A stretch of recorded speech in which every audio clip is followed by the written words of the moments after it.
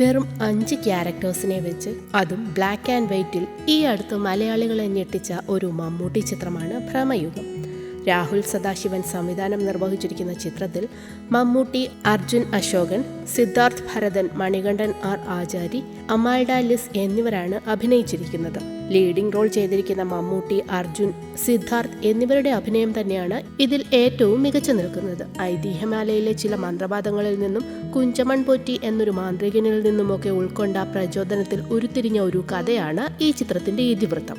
കൊടുമൺ പോറ്റി എന്നൊരു മാന്ത്രികനെ കുറിച്ചും അദ്ദേഹത്തിന്റെ മനയിൽ കുടുങ്ങിപ്പോയ 2 പേരെ കുറിച്ചും പറയുന്ന ഒരു ചിത്രമാണ് ഭ്രമയുഗം. കള്ളും മാംസവും പെണ്ണുമായി കഴിയുന്ന കൊടുമൺ പോറ്റി ആരാണ് എന്നതാണ് ചിത്രത്തിലെ ഹൈലൈറ്റ്. ചിത്രത്തിന്റെ കഥയേക്കാൾ ജാതി, യുദ്ധം, മന്ത്രവാദം, ശാത്തൻ എന്നീ ആശയങ്ങൾക്കും പ്രാധാന്യമുള്ളതായി എനിക്ക് തോന്നി. നേരെ ഇനി വീഡിയോയിലേക്ക് പോകാം. Hey guys, welcome to movie traveller 2022. ചിത്രത്തിന്റെ തുടക്കത്തിൽ 17-ാം നൂറ്റാണ്ടിൽ തെക്കൻ മലബാറിലെ ഒരു കൊടും കാടാണ് കാണിക്കുന്നത്. നേരമേറെ ഇരുട്ടിയിരിക്കുന്നു.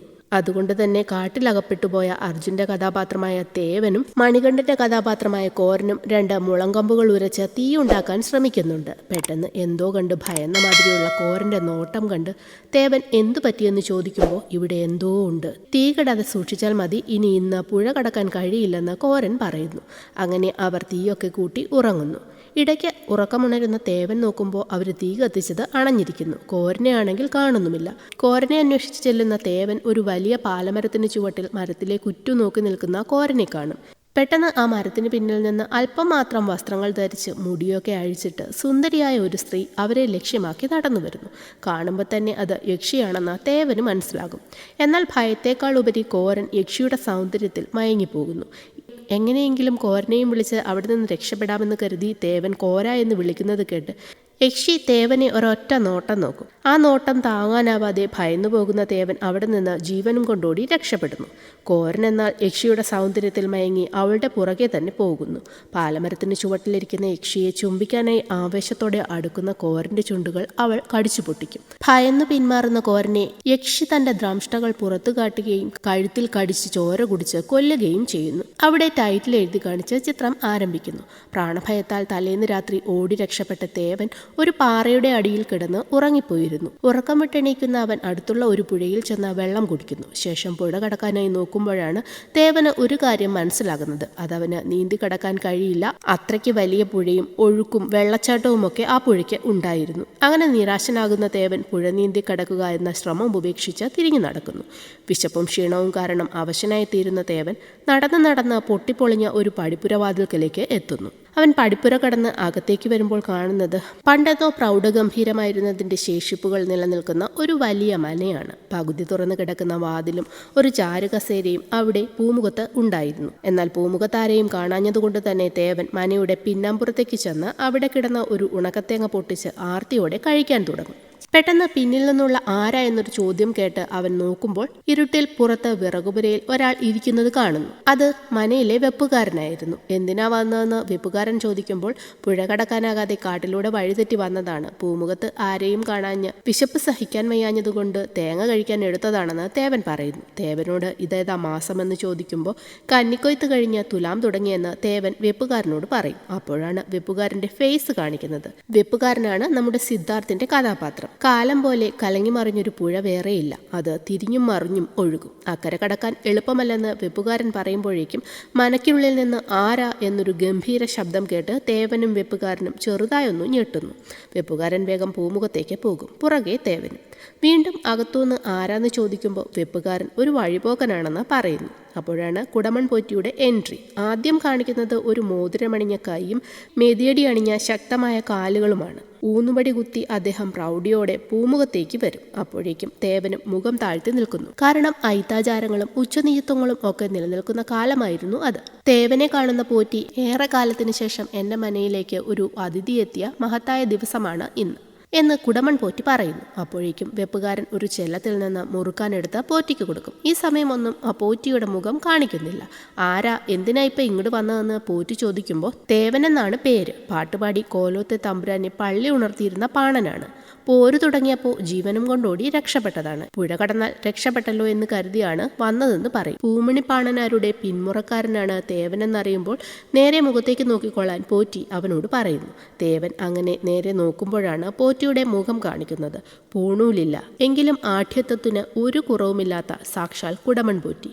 മാണിക്യചരിതം പാടുമോ എന്ന് പോറ്റി ചോദിക്കുമ്പോൾ അതാണ് എന്നും കോലോത്ത് പാടുന്നതെന്ന് തേവനും പറയും. പാടാൻ പോറ്റി ആംഗ്യം കാണിക്കുമ്പോഴേക്കും ഇടയ്ക്ക് കയറി വെപ്പുകാരൻ ഇവൻ നുണ പറയുകയാണ്. പാണനാണെങ്കിൽ നന്ദുണി എവിടെയെന്ന് ചോദിക്കുന്നു. അതൊക്കെ ഓട്ടത്തിൽ നഷ്ടപ്പെട്ടതായും തനിക്ക് കീർത്തനമൊന്നും അറിയില്ല, അതൊക്കെ ബ്രാഹ്മണന്മാർക്കല്ലേ എന്നും തേവൻ പറയുമ്പോൾ ചോദിച്ചതിന് മാത്രം ഉത്തരം പറഞ്ഞാൽ മതിയെന്ന് വെപ്പുകാരൻ വിളക്കുന്നു. അയാൾക്കെന്തോ തേവന്റെ ആ വരവ് അത്ര പിടിച്ചിട്ടില്ലാത്ത മാതിരിയാണ് പെരുമാറുന്നത്. എന്നാൽ വെപ്പുകാരന്റെ ആ ഇടപെടൽ പോറ്റിക്ക് പിടിക്കുന്നില്ല. തന്നെയുമല്ല, തേവനെ അദ്ദേഹത്തിന് ഇഷ്ടപ്പെടുകയും ചെയ്യുന്നു.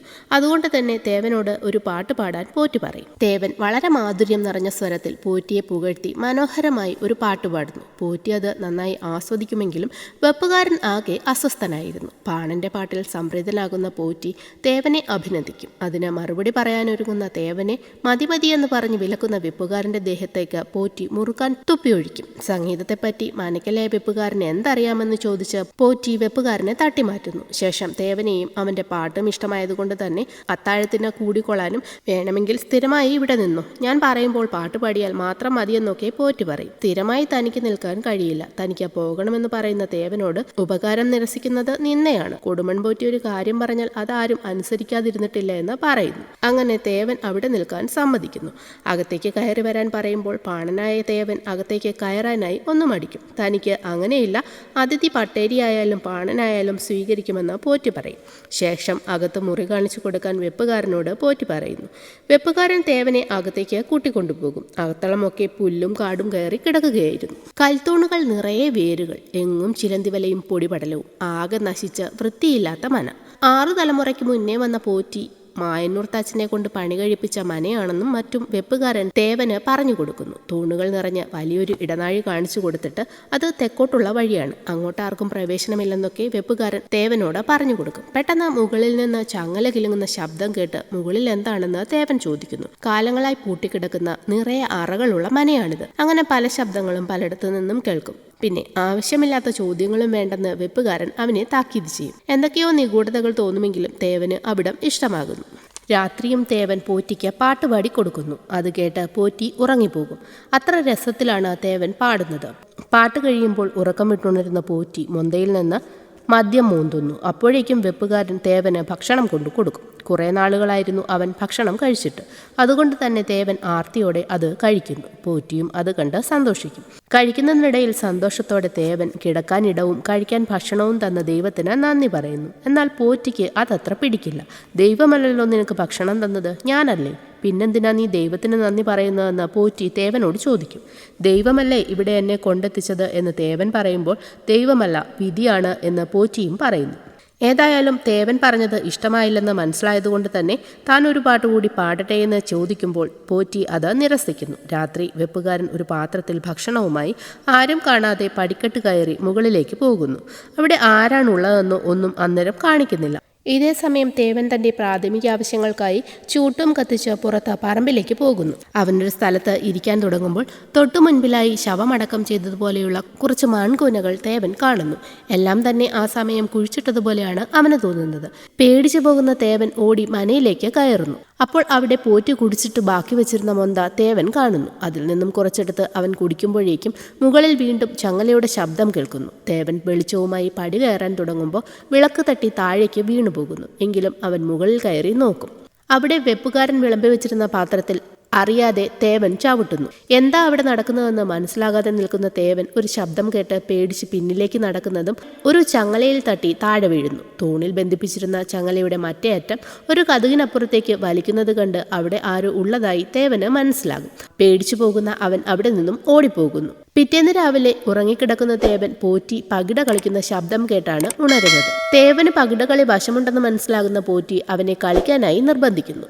ഇത് വെപ്പുകാരനും കാണുന്നുണ്ട്. കളി തുടങ്ങുന്നതിന് മുമ്പ് വിലപിടിപ്പുള്ള എന്തെങ്കിലും പണയം വെച്ചാൽ മാത്രമേ കളിക്കാൻ കഴിയൂ എന്ന് പോറ്റി പറയുന്നു. എന്നാൽ താൻ ഉടുത്തിരിക്കുന്ന മുണ്ടല്ലാതെ തൻ്റെ കയ്യിൽ വിലപിടിപ്പുള്ളതായി ഒന്നുമില്ലെന്ന് തേവൻ പറയുന്നു. അല്ല, നിന്റെ കയ്യിൽ ഏറ്റവും വിലപിടിപ്പുള്ള ഒന്നുണ്ട്, അത് നിന്റെ സമയമാണ്, അതെനിക്ക് തരണമെന്ന് പോറ്റി പറയുന്നു. എന്നാൽ തേവന് എന്താ സംഭവമെന്ന് മനസ്സിലാകുന്നില്ല. അപ്പോൾ പോറ്റി അടിമച്ചന്തയിൽ വേശ്യകൾക്കൊപ്പം അടിമക്കച്ചവടം ചെയ്യാൻ കൊണ്ടുവന്ന പൊന്നാനിക്കാരായ കച്ചവടക്കാരിൽ നിന്ന് രക്ഷപ്പെട്ടോടി കൊടും കാടും താണ്ടി പുഴ കടക്കാനാകാതെ നീ എൻ്റെ അടുത്ത് വന്നത് നിന്റെ സമയമാണെന്ന് പോറ്റി പറയുന്നത് കേട്ട് തേവൻ അന്തം വിട്ടിരിക്കും. കാരണം ഇതൊന്നും അവൻ ഒരിക്കൽ പോലും പോറ്റിയോട് പറഞ്ഞ കാര്യങ്ങളല്ലായിരുന്നു. അങ്ങനെ ആ കളി ജയിച്ചാൽ തേവന് അവിടം വിട്ടു പോകാം, തോറ്റാൽ ഇനിയുള്ള കാലം മുഴുവൻ ഈ മനയിൽ കഴിച്ചുകൂട്ടണമെന്നും പോറ്റി പറയും. ഇത് കേട്ട് ചാടി എണീക്കുന്ന തേവൻ അങ്ങനൊരു കളിക്ക് ഞാനില്ല, എനിക്ക് പോയേ പറ്റൂ എന്ന് തേവൻ പറയുന്നു. ദേഷ്യം വരുന്ന പോറ്റി പകിട വാങ്ങാനായി തേവന്റെ നേർക്ക് കൈകൾ നീട്ടും. തേവൻ പകിട പോറ്റിയുടെ കൈകളിലേക്ക് വയ്ക്കുമ്പോഴേക്കും പോറ്റി കൈവലിക്കുന്നു. പകിട നേരെ പലകയിൽ വീഴും. പകിട പലകയിൽ വീണ സ്ഥിതിക്ക് കളിച്ചേ മതിയാവൂ എന്ന് പോറ്റി പറയുന്നു. അങ്ങനെ ചതിയിലൂടെ പോറ്റി തേവനെ പകിട കളിപ്പിക്കുന്നു. ഇതേ സമയം വെപ്പുകാരൻ ഒരു കോഴിയെ പിടിച്ചു കൊണ്ടുപോകുന്നു. തേവനും പോറ്റിയും പകിടകളിയിൽ മുഴുകുന്നു. വെപ്പുകാരൻ കോഴിയെ പാകം ചെയ്യും. പകിടകളി മുറുകെ തേവൻ ജയിക്കുമെന്നൊരു ഘട്ടം വരുമ്പോൾ ഇനി പകിട 12 വന്നാൽ നീ തോറ്റുവെന്ന് പോറ്റി പറയും. എന്നാൽ പകിട വീഴുന്നത് 7. താൻ രക്ഷപ്പെട്ടെന്ന് തേവൻ ആശ്വസിക്കുമ്പോഴേക്കും പോറ്റി തൻ്റെ മാന്ത്രിക ശക്തി ഉപയോഗിച്ച് ഒരു കരു തിരിച്ചിട്ട് അത് 12 ആക്കുന്നു. അങ്ങനെ തോൽവി മനസ്സിലാക്കി തേവൻ അടുക്കളയിലേക്ക് പോരും. ഞാൻ ഒന്നും പറയാതെ തന്നെ എല്ലാം മനസ്സിലാക്കിയ ജ്ഞാനിയാണ് അദ്ദേഹമെന്ന് തേവൻ പോറ്റിയെപ്പറ്റി പറയുന്നത് കേട്ട് വെപ്പുകാരൻ അയാൾ കള്ളനാണെന്ന് പറയുന്നു. തമ്പുരാനെ പറ്റി അങ്ങനെയൊന്നും പറയരുത്, പൂണൂലില്ലെങ്കിലും അദ്ദേഹം ബ്രാഹ്മണനാണെന്ന് തേവൻ പറയും. വിശ്വസിക്കേണ്ട, ചതിക്കും. ഈ കാണുന്നതല്ല ശരിക്കുള്ള സ്വഭാവമെന്ന് വെപ്പുകാരൻ പറയുമ്പോൾ ഈ സംസാരം നമുക്ക് ശരിയല്ല, നിർത്താമെന്ന് തേവൻ പറയുന്നു. എന്നോട് നിർത്താൻ പറയാൻ നീ ആരാണെന്ന് ചോദിച്ച് വെപ്പുകാരൻ ദേഷ്യപ്പെടും. ഇവിടെ വെപ്പുകാരനും പാണനും ഒരുപോലെയാണ്. നിനക്ക് ഞാൻ പാണനായിരിക്കും, പക്ഷെ തമ്പുരാൻ ഞാൻ അതിഥിയാണ്, അത് മറക്കണ്ടെന്ന് പറഞ്ഞ് തേവൻ അവിടെ നിന്നും പോകുന്നു. അന്ന് രാത്രി വെപ്പുകാരൻ പാകം ചെയ്ത കോഴിയെ പോറ്റി കടിച്ചു പറിച്ച് തിന്നുന്നത് കണ്ട് തേവൻ വായും പൊളിച്ചിരിക്കുന്നു. കാരണം മാംസം കഴിക്കുന്ന ബ്രാഹ്മണനെ ആദ്യമായിട്ടാണ് തേവൻ കാണുന്നത്. ഭക്ഷണം കഴിക്കാൻ മടിച്ചിരിക്കുന്ന തേവനോട് താൻ ഭക്ഷണം കഴിക്കാതെ ക്ഷീണിച്ചാൽ അമ്മ പാറു വിഷമിക്കുമെന്ന് പോറ്റി പറയും. ഇത് കേട്ടിട്ടും തേവൻ ഞെട്ടും. കാരണം അമ്മയെപ്പറ്റിയും അവൻ പോറ്റിയോടൊന്നും പറഞ്ഞിരുന്നില്ല. നിനക്കിവിടെ സൗകര്യക്കുറവൊന്നുമില്ലല്ലോ എന്ന് പോറ്റി ചോദിക്കുമ്പോൾ ഇല്ല, എല്ലാ സൗകര്യങ്ങളും കൂടുതലേ ഉള്ളൂവെന്ന് തേവൻ പറയുന്നു. പിന്നെന്താണ് വെപ്പുകാരനുമായി തനിക്ക് പ്രശ്നമെന്ന് പോറ്റി ചോദിക്കുമ്പോൾ ഒരു വിഷയമുണ്ടാക്കണ്ടെന്ന് കരുതി ഒന്നുമില്ലെന്ന് തേവൻ പോറ്റിയോട് പറയുന്നു. എന്നെക്കുറിച്ച് എന്താ പറഞ്ഞതെന്ന് ചോദിക്കുമ്പോഴും തേവൻ ഒന്നുമില്ല എന്ന് മാത്രമാണ് മറുപടി പറയുന്നത്. അങ്ങനെ ഒന്നുമില്ല എന്ന് പറയുന്ന തേവനെ നോക്കി നിന്നെപ്പോലെ പണ്ടിവിടെ മിടുക്കനായ ഒരു ബാല്യക്കാരനുണ്ടായിരുന്നു. വെപ്പുകാരൻ ഓരോന്ന് പറഞ്ഞു കൊടുത്ത് അവൻ്റെ മനോനില തന്നെ തെറ്റുന്ന അവസ്ഥയിലെത്തി. ഒടുവിൽ അവനൊരു ഭ്രാന്തനെ പോലെ ഇവിടെ അങ്ങോട്ടും ഇങ്ങോട്ടും നടക്കാൻ തുടങ്ങി. അങ്ങനെ അവൻ്റെ സാന്നിധ്യം അസഹനീയമായപ്പോൾ ഞാൻ തന്നെ അവനെ അവസാനിപ്പിച്ചു. ഇപ്പോൾ തെക്കേപ്പറമ്പിലെ മണ്ണിനടിയിൽ ശാന്തനായി ഉറങ്ങുന്നുണ്ടെന്ന് പോറ്റി പറയുമ്പോഴേക്കും വെപ്പുകാരൻ അവിടേക്ക് വരും. ഭക്ഷണം എന്തായി എന്ന് പോറ്റി ചോദിക്കുമ്പോൾ 4 തവണ അത്താഴം വിളമ്പി, വെച്ചതെല്ലാം തീർന്നുവെന്ന് വെപ്പുകാരൻ പറയുന്നു. അതിഥിയുടെ മുന്നിൽ വെച്ച് അപമാനിക്കുന്നുവോ? പോയി ഭക്ഷണം കൊണ്ടുവരാൻ പോറ്റി വെപ്പുകാരനോട് പറയുമ്പോൾ ഇനി ഒന്നുമില്ല, അടുക്കള കാലിയാണെന്ന് ഒരു കൂസലുമില്ലാതെ വെപ്പുകാരൻ പറയുന്നു. ഇതെല്ലാം കേട്ടും കണ്ടും അന്തിച്ചിരിക്കുകയാണ് തേവൻ.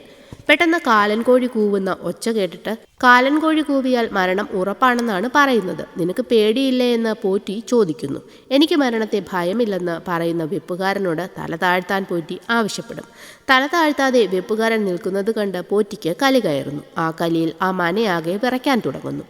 എന്നിട്ടും വെപ്പുകാരന് ഒരു കൂസലും ഇല്ലായിരുന്നു. ഉറഞ്ഞു തുള്ളുന്ന മനയിലിരിക്കുന്ന സാധനങ്ങൾ ഓരോന്നായി താഴേക്ക് വീണ് പൊട്ടാൻ തുടങ്ങുന്നു. പോറ്റി ഇരുന്നിടത്തിരുന്ന് കൈ ഒന്ന് കാണിക്കുമ്പോഴേക്കും ആ കൈകളിലേക്ക് വെപ്പുകാരൻ വന്നു വീഴുന്നു. തേവൻ ഇത് കണ്ട് ഭയന്ന് വിറയ്ക്കും. വെപ്പുകാരനെ ഒറ്റ കൈയാൽ ഉയർത്തുന്ന പോറ്റിയുടെ കൈക്കുള്ളിൽ കിടന്ന് അയാൾ പിടയ്ക്കുന്നു. അയാളെ ദൂരേക്കെറിഞ്ഞിട്ട് തേവനോട് പാട്ടുപാടാൻ പോറ്റി ആവശ്യപ്പെടും. എന്നാൽ തേവൻ എന്തു ചെയ്യണമെന്നറിയാതെ ആകെ പേടിച്ച് വിറങ്ങലിച്ചു നിൽക്കും.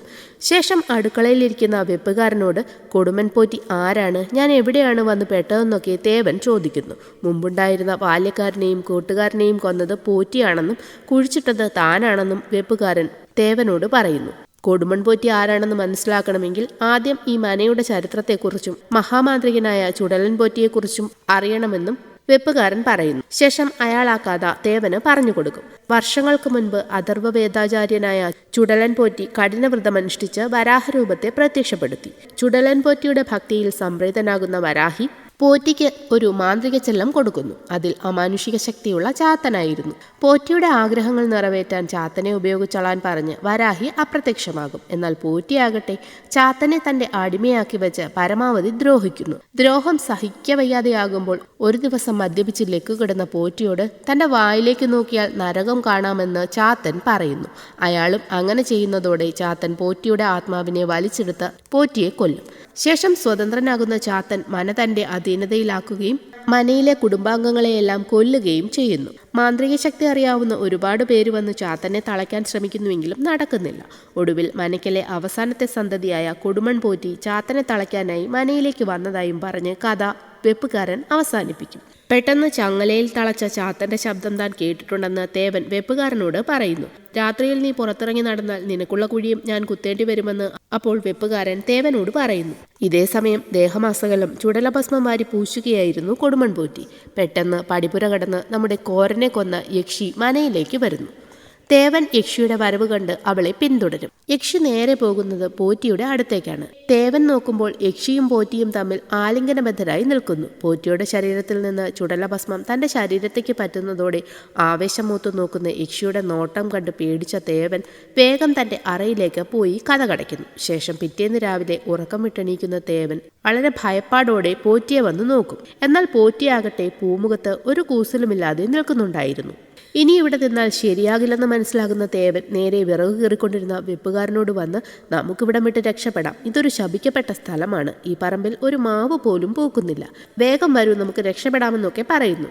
എന്നാൽ മാറി നിൽക്കാൻ പറഞ്ഞ് വെപ്പുകാരൻ തേവനെ തട്ടിമാറ്റിയിട്ട് വിറകുപെട്ട് തുടരുന്നു. നിനക്ക് പ്രാന്ത, ഇവിടെ കിടന്ന് ചാവാനാ നിന്റെ യോഗമെന്ന് പറഞ്ഞ് ദേഷ്യപ്പെട്ട് അറയിലേക്ക് ചെന്ന് കയ്യിൽ കിട്ടിയ കുറച്ചു തുണിയും വാരി എടുത്ത് തേവൻ പോകാൻ തുടങ്ങുമ്പോഴേക്കും പോറ്റി അവിടേക്ക് വരും. വീട്ടിൽ അമ്മ ഒറ്റയ്ക്ക, എനിക്ക് പോവണമെന്ന് തേവൻ പറയുമ്പോൾ തനിക്ക് പോവാമല്ലോ, ഇവിടെ ആരും തന്നെ തടയില്ല. പക്ഷേ ഈ മഴയത്ത് എങ്ങനെ പോകാനാ? മഴയൊന്ന് മാറിക്കോട്ടെ എന്ന് പോറ്റി പറയുന്നു. ശരിക്കും അപ്പോൾ അവിടെ മഴ പെയ്തിരുന്നില്ല. അതുകൊണ്ട് തന്നെ മഴ എവിടെയെന്ന് തേവൻ ആലോചിക്കും. അപ്പോഴേക്കും അന്തരീക്ഷമാകെ മാറുന്നു. കാർമേഘങ്ങൾ ഉരുണ്ടുകൂടും. കാറ്റ് ആഞ്ഞു വീശും. മഴത്തുള്ളികൾ വീണു തുടങ്ങുന്നു. അതോടെ വെപ്പുകാരന് കാര്യം മനസ്സിലാകും. തേവൻ വേഗം പുറത്തേക്ക് ഇറങ്ങി നോക്കുമ്പോഴേക്കും പുറത്ത് ശക്തമായി മഴ പെയ്തു തുടങ്ങിയിരുന്നു. അവനാകെ തളർന്നു പോകുന്നു. രാത്രിയിലും മഴ നിർത്താതെ തുടരുന്നു. സങ്കടപ്പെട്ടിരിക്കുന്ന തേവനോട് ഈ മഴ ഇപ്പോഴൊന്നും തോരാൻ പോകുന്നില്ല. ചിലപ്പോൾ ദിവസങ്ങളോ ആഴ്ചകളോ മാസങ്ങളോ വർഷങ്ങളോ പെയ്തുകൊണ്ടേയിരിക്കും. പണ്ടിവിടെ കൂത്തുകാരൻ ഉണ്ടായിരുന്ന സമയം 3 കൊല്ലം നിർത്താതെ മഴ പെയ്തിരുന്നു. രാവും പകലും അറിയാതായതോടെ അവൻ പിച്ചും പേയും പറയാൻ തുടങ്ങിയെന്ന് പോറ്റി പറയുന്നു. അതുകൊണ്ടാണോ അയാളെ കൊന്നതെന്ന് തേവൻ അപ്പോൾ പോറ്റിയോട് ചോദിക്കും. കൂത്തുകാരനായാൽ കൂത്തു പറയണം, പാട്ടുകാരനായാൽ പാടാനറിയണം, ഇല്ലെങ്കിൽ ഭൂമിക്ക് ഭാരമായിരിക്കരുതെന്ന് പോറ്റി പറയുന്നു. അപ്പോൾ തേവൻ സംഗീതം ദൈവകലയാണെന്നും അത് നാടുനീളെ പാടി നടന്ന് മോക്ഷത്തിലേക്കുള്ള ഒരു യാത്രയാണ് ജീവിതം, പൂണൂൽ ഉപേക്ഷിച്ച് നടക്കുന്നവർക്ക് അത് മനസ്സിലാകില്ലെന്ന് തേവൻ പറയുന്നു. പെട്ടെന്ന് ചിരിച്ചുകൊണ്ട് ഇത് ഭ്രമയുഗമാണെന്നും സഹസ്രാബ്ദം നീണ്ടു നിൽക്കുന്ന ഹിംസയുടെ ഉന്മാദം, ദൈവത്തിന്റെ പലായനത്തോടെയാണ് ഭ്രമയുഗം ആരംഭിക്കുന്നത്. നീയൊക്കെ എത്ര ദൈവത്തെ പാടി വിളിച്ചിട്ടും ഒരു കാര്യവുമില്ലെന്നും പോറ്റി തേവനോട് പറയുന്നു. എന്നാൽ അപ്പോഴും എനിക്ക് പോകണം, മഴ നിന്നാൽ ഞാൻ പോകുമെന്ന് പറയുന്ന തേവനോട് എല്ലാവർക്കും ഒരു വികാരമേ ഉള്ളൂ, അത് ഭയമാണെന്ന് പോറ്റി പറയുന്നു. പെട്ടെന്ന് മനസ്സ് വിഷമിച്ചപ്പോൾ അറിയാതെ എന്തൊക്കെയോ പറഞ്ഞു പോയതാണ്, തമ്പ്രാൻ ക്ഷമിക്കണം, പാടാൻ പറയുമ്പോഴെല്ലാം ഞാൻ പാടിക്കൊള്ളാമെന്നൊക്കെ തേവൻ പറയും. ദേഷ്യം വരുന്ന പോറ്റി, വേണ്ട, നീ ഇനി പാടണ്ട, നിന്റെ സാന്നിധ്യം തന്നെ എനിക്കിപ്പോൾ അസഹനീയമായി തുടങ്ങിയിരിക്കുന്നുവെന്നും പോറ്റി പറയുന്നു. രാത്രിയിൽ അങ്ങനെ ആകെ വിഷമിച്ചു കിടക്കുന്ന തേവനെ വെപ്പുകാരൻ കലവറയിലേക്ക് കൂട്ടിക്കൊണ്ടുപോയി പോറ്റിക്ക് കുടിക്കാൻ വെച്ചിരിക്കുന്നതിൽ നിന്നും കുറച്ച് മദ്യമെടുത്ത് കൊടുക്കുന്നു. തേവനും ആർത്തിയോടെ അത് വാങ്ങിക്കുടിക്കും. എന്നിട്ട് അവൻ തൻ്റെ നാടിനെക്കുറിച്ചും അമ്മയെക്കുറിച്ചുമെല്ലാം വെപ്പുകാരനോട് പറയാൻ തുടങ്ങും. അവർക്ക് നാട്ടിൽ കൃഷിയായിരുന്നു. അമ്മ നന്നെ അധ്വാനിച്ചിരുന്ന ഒരു വ്യക്തിയാണ്. അമ്മ വളരെ കഷ്ടപ്പെട്ടുണ്ടാക്കിയതാണ് തൻ്റെ ഇടതുകാതിൽ കിടക്കുന്ന കടുക്കൻ. അമ്മ പാവമാണ്, എന്നെ കാത്തിരിക്കുകയാവും എന്നൊക്കെ പറഞ്ഞ് സങ്കടപ്പെട്ടിട്ട് നിന്റെ വീട്ടിൽ ആരൊക്കെ ഉണ്ടെന്ന് വെപ്പുകാരനോട് തേവൻ ചോദിക്കും. തൻ്റെ വീട്ടിൽ ആരുമില്ല, ഒറ്റയ്ക്കാണെന്ന് പറയുന്ന വെപ്പുകാരന് തേവൻ മദ്യം കൊടുക്കുമ്പോൾ ഞാൻ കുടിക്കില്ല, ആ അബദ്ധം ഞാൻ ചെയ്യില്ലെന്ന് വെപ്പുകാരൻ പറയുന്നു. നമ്മുടെയൊക്കെ ജന്മം തന്നെ ഒരു അബദ്ധമല്ലേ എന്ന് തേവനും ചോദിക്കും. അന്ന് രാത്രി ഉറങ്ങിക്കിടക്കുന്ന തേവൻ ചങ്ങലയുടെ കിലുക്കം കേട്ട് ഉണരുന്നു. അവൻ നോക്കുമ്പോൾ നീണ്ടുകിടക്കുന്ന ചങ്ങലയും അതിൻ്റെ ഒരു തലയ്ക്കൽ ബന്ധനസ്ഥനായിരിക്കുന്ന ചാത്തനെയുമാണ് കാണുന്നത്. ഭയാനകമായ ചാത്തൻ്റെ രൂപം കാണുന്നതോടെ തേവൻ ഭയന്നു വിറയ്ക്കുന്നു. പെട്ടെന്ന് ചാത്തൻ്റെ ആ രൂപം തേവന് നേർക്ക് പാഞ്ഞു വരുന്നു. അങ്ങനെ അവൻ ഉറക്കത്തിൽ നിന്ന് ഉണരുന്നു. അതൊരു സ്വപ്നമായിരുന്നു. അപ്പോഴും മഴ തോർന്നിരുന്നില്ല. തേവൻ വെപ്പുകാരനെ തിരക്കി അടുക്കളയിലേക്ക് വരുന്നു. അയാളാകട്ടെ ഇതേ സമയം മുറ്റത്ത് ഒരു വലിയ കുഴിയുണ്ടാക്കുകയായിരുന്നു. എന്തിനാ കുഴിയെന്ന് തേവൻ ചോദിക്കുമെങ്കിലും വെപ്പുകാരൻ ഒന്നും മിണ്ടുന്നില്ല. അതോടെ തനിക്ക് വേണ്ടി എടുത്ത കുഴിയാണെന്ന് കരുതുന്ന തേവൻ അവിടെ നിന്നും പേടിച്ച് ഓടുന്നു. പടിപ്പുര കടന്ന് പുറത്തേക്കാണ് അവന്റെ ഓട്ടം. എന്നാൽ പടിപ്പുര വിട്ട് അധികം ദൂരം പോകാൻ തേവന് കഴിയുന്നില്ല. അപ്പോഴേക്കും അതിഭീകരമായ വയറുവേദന കാരണം അവൻ താഴെ വീണു പോകുന്നു. ചോര തുപ്പി വേദനയിൽ പുളയുന്ന തേവനെ കാണുമ്പോഴാണ് നമുക്കൊരു കാര്യം മനസ്സിലാകുന്നത്. അവന്റെ താടിയും മുടിയുമെല്ലാം നരച്ചിട്ടുണ്ടായിരുന്നു. അതെല്ലാം കൊടുമൺ പോറ്റിയുടെ മാന്ത്രികശക്തിയിൽ സംഭവിച്ചതായിരുന്നു. വേദന താങ്ങാനാവാതെ തേവൻ ഇഴഞ്ഞിഴഞ്ഞ് മനയിലേക്ക് തന്നെ വരുന്നു. പൂമുഖത്ത് നിൽക്കുന്ന പോറ്റി ചോദിക്കാതെ പോകുന്നത് ശരിയല്ലെന്നറിഞ്ഞൂടെ എന്ന് പറയുമ്പോൾ പോറ്റിയുടെ കാലിൽ പിടിച്ച് തനിക്ക് പോകണമെന്ന് തേവൻ കേണപേക്ഷിക്കും. എന്നാൽ നിനക്ക് പോകാൻ അനുവാദമില്ലെന്ന് പറഞ്ഞ് പോറ്റി പൊട്ടിച്ചിരിക്കുന്നു. തിരികെ മനയിലേക്ക് തന്നെ വന്ന തേവന് വെപ്പുകാരൻ കുടിക്കാൻ വെള്ളം കൊടുക്കും. എനിക്ക് രക്ഷപ്പെടാൻ പറ്റിയില്ലെന്ന് തേവൻ അയാളോട് പറയുമ്പോൾ പടിപ്പുര കടന്ന് ഇങ്ങോട്ട് വന്ന ആരും ഇന്നേ വരെ രക്ഷപ്പെട്ടിട്ടില്ല. ഇതൊരു കുരുക്കാണ്. അഴിക്കാൻ ശ്രമിക്കും തോറും മുറുകുന്ന കുരുക്ക്. ഓർമ്മകളെ അത് മായ്ച്ചു കളയുമെന്നും പറഞ്ഞ് അയാൾ എന്തോ ഒരു മരുന്ന് തേവന് കൊടുക്കുന്നു. തേവന്റെ വയറുവേദന മാറാനാണ് ആ മരുന്ന് കൊടുക്കുന്നത്. അപ്പോഴേക്കും സ്വന്തം പേരും അവിടെ കഴിഞ്ഞ സമയവും എന്തിന് അമ്മയുടെ പേര് പോലും തേവൻ മറന്നിരുന്നു. എനിക്കെന്താ പറ്റിയത്, എനിക്കൊന്നും മനസ്സിലാകുന്നില്ലെന്ന് പറയുന്ന തേവനോട് അത് പറഞ്ഞു തരാൻ പറ്റില്ല, കാണിച്ചു തരാമെന്ന് പറഞ്ഞ് വെപ്പുകാരൻ മുകളിലത്തെ നിലയിലേക്ക് തേവനെ കൂട്ടിക്കൊണ്ടുപോകും. പോറ്റി ഇതേ സമയം വെറ്റില മുറുക്കാനുള്ള തയ്യാറെടുപ്പ് നടത്തുകയായിരുന്നു. മുകളിലത്തെ അറയിൽ ഒരാളുടെ ശവം വെള്ളത്തുണിയിൽ മറച്ച് കിടത്തിയിട്ടുണ്ടായിരുന്നു. അത് കാണിച്ചു കൊടുത്തിട്ട് നമ്മളെപ്പോലെ ഇവിടെ കുടുങ്ങിപ്പോയ ഒരാളാണിത്. കാലങ്ങൾ കഴിയവേ വന്ന കാര്യം മറന്ന് ചിത്തഭ്രമം ബാധിച്ചു. ഒടുവിൽ ചങ്ങലക്കിട്ടു. ഇതാണ് ചാത്തനെ തളയ്ക്കാൻ വന്ന കൊടുമൺ പോറ്റിയെന്ന് വെപ്പുകാരൻ പറയുമ്പോൾ തേവൻ ശവത്തിന്റെ പുറത്തു നിന്ന് തുണി മാറ്റി നോക്കുന്നു. അപ്പോഴാണ് ഒരു കാര്യം വ്യക്തമാകുന്നത്. സാക്ഷാൽ കൊടുമൺ പോറ്റിയാണ് ആ മരിച്ചു കിടന്നിരുന്നത്. പോറ്റിയുടെ രൂപം കവർന്നെടുത്ത ചാത്തനാണ് അതുവരെ പോറ്റിയായിട്ട് അവിടെ ഉണ്ടായിരുന്നത്. അതിന് ഹൃദയവുമില്ല, ദൈവസൃഷ്ടിയുമല്ല.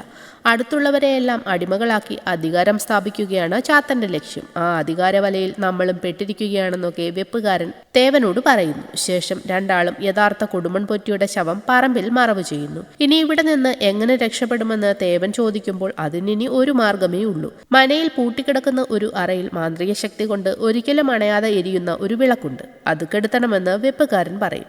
എന്നാൽ അതിന്റെ താക്കോൽ എവിടെയെന്ന് ആർക്കും അറിയുമായിരുന്നില്ല. ചിലപ്പോൾ അത് നഷ്ടപ്പെട്ടിട്ടുണ്ടാകുമെന്ന് വെപ്പുകാരൻ പറയുമ്പോൾ അങ്ങനെ ഒരു കുരുക്ക് ചാത്തൻ ഉണ്ടാക്കിയിട്ടുണ്ടെങ്കിൽ അതിന്റെ താക്കോൽ എവിടെയാണെന്നും ചാത്തൻ അറിയാം. പക്ഷെ അത് നമ്മൾ കണ്ടുപിടിക്കേണ്ടിയിരിക്കുന്നുവെന്ന് തേവൻ വെപ്പുകാരനോട് പറയുന്നു. താക്കോൽ കണ്ടുപിടിക്കാൻ തേവൻ ഒരു മാർഗവും കണ്ടുപിടിക്കും. പകിടകളിയായിരുന്നു അത്. ചാത്തനോട് പകിട കളിക്കാമെന്ന് തേവൻ പറയുമ്പോൾ വേണ്ട എന്ന് പറഞ്ഞ് മുന്നോട്ടു പോകുന്ന ചാത്തനോട് ഞാൻ എന്തു വേണമെങ്കിലും പണയം വയ്ക്കാമെന്ന് തേവൻ പറയും. അതിന് നിന്റെ കയ്യിൽ എന്താ ഉള്ളതെന്ന് ചാത്തൻ ചോദിക്കുമ്പോൾ ഉണ്ട്, എൻ്റെ കയ്യിൽ ഒരു താക്കോലുണ്ടെന്ന് തേവൻ പറയുന്നു. ഇത് കേൾക്കുന്നതും ഞെട്ടിപ്പോകുന്ന ചാത്തൻ പെട്ടെന്ന് അരയിൽ തപ്പി നോക്കും. അത് തൻ്റെ താക്കോലാണെന്ന ചിന്തയിലാണ് ചാത്തൻ അങ്ങനെ ചെയ്യുന്നത്. എന്നാൽ ഇത് കാണുന്ന തേവന് താക്കോൽ ചാത്തൻ്റെ അരയിലുണ്ടെന്ന് മനസ്സിലാകുന്നു. ഏത് താക്കോലാണ് നിന്റെ കയ്യിലുള്ളതെന്ന് ചോദിക്കുന്ന ചാത്തനോട് എൻ്റെ സ്വാതന്ത്ര്യത്തിന്റെ താക്കോൽ അങ്ങയുടെ കയ്യിലല്ലേ എന്നാണ് ഞാൻ ഉദ്ദേശിച്ചതെന്ന് തേവൻ പറയുന്നു. എന്നാൽ നിനക്ക് 2 തവണ വിധി പണയം വെക്കാൻ പറ്റില്ലെന്ന് പറഞ്ഞ് ചാത്തൻ അവിടെ നിന്നും പോകും. തേവൻ വീണ്ടും നിസ്സഹായനായി പോകും. പെട്ടെന്ന് മഴ പെയ്ത് ഒരു മരം വീണ് മനയുടെ ഒരു ഭാഗം പൊട്ടിപ്പോകും. മരം വീണ് മന തകർന്നാൽ വിളക്കിരിക്കുന്ന അറയിലേക്ക് കടക്കുന്ന വാതിൽ എന്നേക്കുമായി അടയുമെന്ന് വെപ്പുകാരൻ തേവനോട് പറയുന്നു. എന്നാൽ ഇന്ന് രാത്രി ആവോളം മദ്യവും മാംസവും കൊടുത്ത് ചാത്തനെ മയക്കി നമുക്ക് താക്കോൽ എടുക്കാമെന്ന് തേവൻ പറയുന്നു. അത്താഴം ഞാൻ ഒരുക്കാം, പക്ഷേ കാര്യങ്ങൾ നമ്മൾ വിചാരിച്ച പോലെ നടന്നില്ലെങ്കിൽ നിന്നെ രക്ഷപ്പെടുത്താൻ എനിക്ക് കഴിയില്ലെന്ന് വെപ്പുകാരൻ തേവനോട് പറയും. എങ്കിലും രക്ഷപ്പെടാനുള്ള അവസാന മാർഗമെന്ന നിലയിൽ തേവൻ അതിന് തയ്യാറാകുന്നു. വെപ്പുകാരൻ എന്തൊക്കെയോ പൊടിക്കൈകൾ ഉപയോഗിച്ച ഭക്ഷണമൊക്കെ പാകം ചെയ്യും. പെട്ടെന്ന് പോറ്റിയുടെ രൂപത്തിലുള്ള ചാത്തൻ വെപ്പുകാരൻ്റെ അടുത്തേക്ക് വരുന്നു. അയാളുടെ കഴുത്തിൽ കുത്തിപ്പിടിച്ചിട്ട് കലവറയിലിരിക്കുന്ന മദ്യമെടുത്ത് അവന് കൊടുക്കാൻ നിന്നോടാരാ പറഞ്ഞത്? അവൻ വന്നതോടെ എൻ്റെ ചിട്ടയും ശീലവും മൊത്തം തെറ്റി. എത്രയും വേഗം അവനുള്ള കുഴിയും എടുത്തോണമെന്ന് ചാത്തൻ വെപ്പുകാരനോട് പറയുന്നു. അന്ന് രാത്രിയും ഭക്ഷണവും മദ്യവും ഒക്കെ കഴിച്ചതിന് ശേഷം പതിവ് പോലെ തേവന്റെ പാട്ട് കേട്ട് ചാത്തൻ മയങ്ങിപ്പോകും. പാതി മയക്കത്തിലിരിക്കുന്ന ചാത്തനോട് നിങ്ങളുടെ ശരിക്കുള്ള രൂപം എനിക്ക് കാണണമെന്ന് തേവൻ പറയുന്നു. അതിന് സമയമായിട്ടില്ലെന്ന് പറയുന്ന ചാത്തൻ പോയി നീ കുറച്ച് മദ്യം കൂടി കൊണ്ടുവരാൻ പറഞ്ഞ് തേവനെ അവിടെ നിന്നും പറഞ്ഞുവിടും. അവൻ നേരെ അടുക്കളയിലെത്തി വെപ്പുകാരനെ തിരയുന്നു. എന്നാൽ അയാളെ അവിടെങ്ങും കാണുന്നില്ലായിരുന്നു. എന്തു ചെയ്യണമെന്നറിയാതെ തേവനാകെ വിഷമിച്ചു പോകും. തേവൻ അങ്ങനെ വിഷമിച്ചിരിക്കുമ്പോൾ പെട്ടെന്ന് കാലങ്ങളായി പെയ്തുകൊണ്ടിരുന്ന മഴ നിലയ്ക്കുന്നു. അടുക്കളയിലിരിക്കുന്ന ഒരു കത്തിയും എടുത്ത് തേവൻ വേഗം ചാത്തന്റെ അടുത്തേക്ക് വരുന്നു.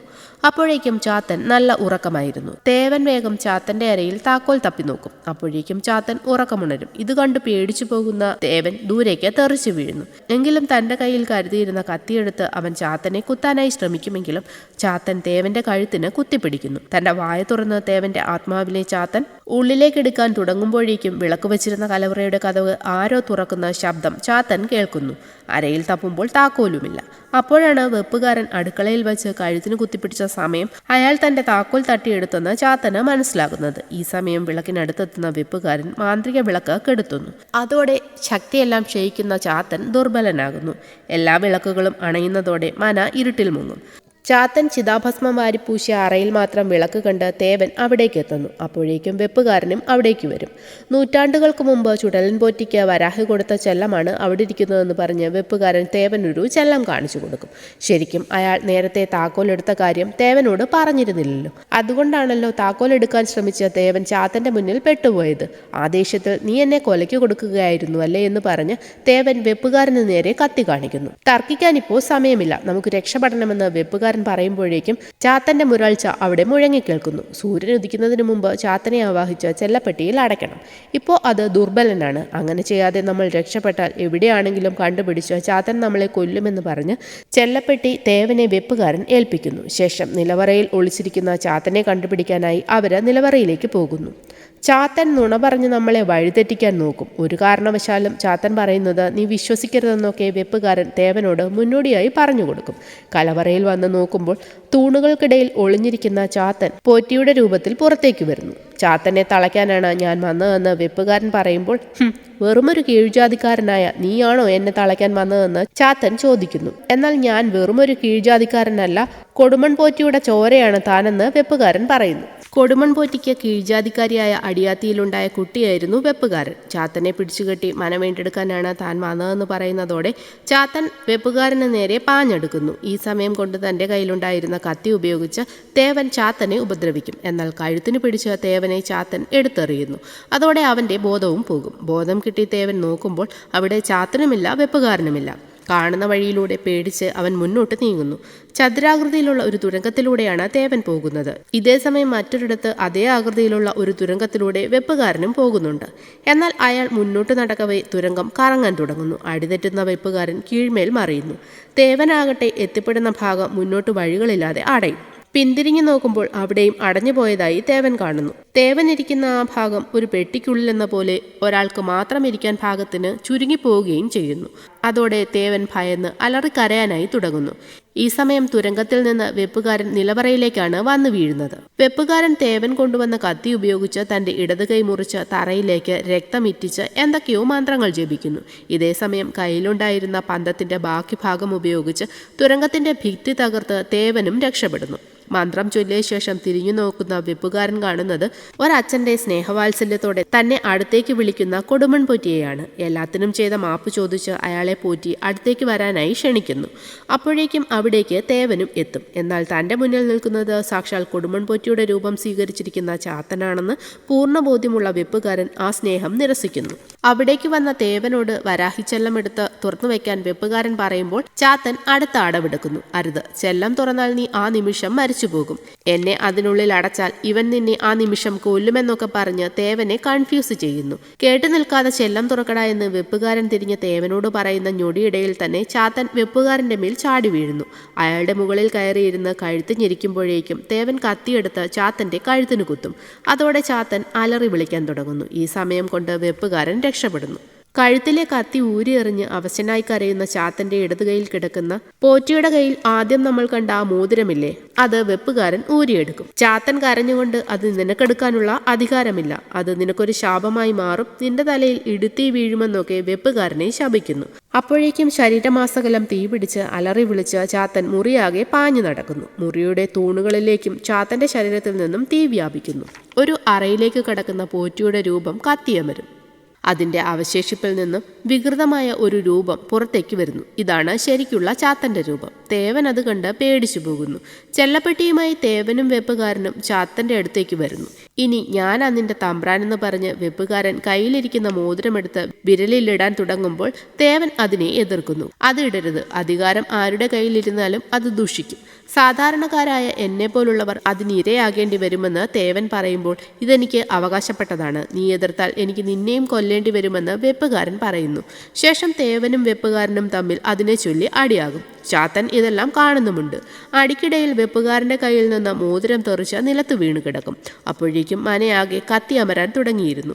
ഒരുവിധം തേവൻ മോതിരം കൈക്കലാക്കുമ്പോഴേക്കും മന കത്തി ഇടിഞ്ഞ് താഴേക്ക് വീഴും.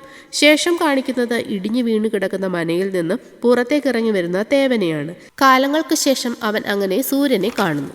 ലക്ഷ്യമില്ലാതെ കൊടുങ്കാട്ടിലൂടെ അവൻ മുന്നോട്ട് നടക്കവേ അപ്രതീക്ഷിതമായി വെപ്പുകാരൻ തേവന്റെ മേലേക്ക് ചാടി വീഴും. നിലത്ത് വീണ് കിടക്കുന്ന തേവനെ വെപ്പുകാരൻ ഇടിക്കുന്നുവെങ്കിലും തേവൻ അതിന് പ്രതികരിക്കുന്നില്ല. അപ്പോഴാണ് വെപ്പുകാരൻ ഒരു കാര്യം ശ്രദ്ധിക്കുന്നത്. തേവന്റെ ഇടതുകാതിലുണ്ടായിരുന്ന കടുക്കൻ ഇപ്പോഴവന്റെ വലതുകാതിലാണ്. അതുമാത്രവുമല്ല, ചാത്തന്റെ അധികാരചിഹ്നമായ മോതിരം കൂടി തേവന്റെ കയ്യിലിരിക്കുന്നത് കാണുന്നതോടെ വെപ്പുകാരൻ ഭയന്ന് അവിടെ നിന്നും ഓടിപ്പോകും. ശരിക്കുള്ള തേവൻ മനയിടിഞ്ഞു വീണ് അവശിഷ്ടങ്ങൾക്കിടയിൽ മരിച്ചു കിടക്കുന്നുണ്ടായിരുന്നു. തന്റെ മുന്നിൽ നിൽക്കുന്നത് ചാത്തനാണെന്ന് മനസ്സിലാക്കിയാണ് വെപ്പുകാരൻ അവിടെ നിന്നും ഓടിപ്പോകുന്നത്. അങ്ങനെ രക്ഷപ്പെടുന്ന വെപ്പുകാരൻ ഒരു ചെറിയ പുഴ കടന്ന് അക്കരെ എത്താൻ ശ്രമിക്കുമ്പോഴേക്കും അക്കരെയുണ്ടായിരുന്ന ബ്രിട്ടീഷുകാർ അയാളെ വെടിവെച്ച് കൊല്ലുന്നു. ശേഷം ബ്രിട്ടീഷുകാരൻ പുഴ കടന്ന് മുന്നോട്ടു പോകും. ജീവനറ്റ വെപ്പുകാരന്റെ ശരീരം പുഴയിലൂടെ അങ്ങനെ ഒഴുകിപ്പോകും. അധികാരം മോഹിച്ച അയാളുടെ കഥ അവിടെ അവസാനിക്കും. ഇതേസമയം മറ്റൊരിടത്ത് പുഴയുടെ അരികിലേക്ക് വരുന്ന തേവൻ പുഴയിലെ വെള്ളമെടുത്ത് മുഖം കഴുകുന്നു. ശേഷം തന്റെ അരയിൽ തിരികിയിരുന്ന മോതിരമെടുത്ത് അവൻ തന്റെ വിരലിലിടുന്നു. ഈ സമയം കൊടുമൺ പോറ്റിയുടെ പ്രതിരൂപമാണ് പുഴയിലെ വെള്ളത്തിൽ കാണിക്കുന്നത്. അധികാരം തന്നിലേക്ക് തന്നെ വന്ന മരണമില്ലാത്ത ചാത്തൻ തേവന്റെ രൂപത്തിൽ പുനർജനിച്ചതായി കാണിച്ച് ചിത്രം അവസാനിക്കുന്നു.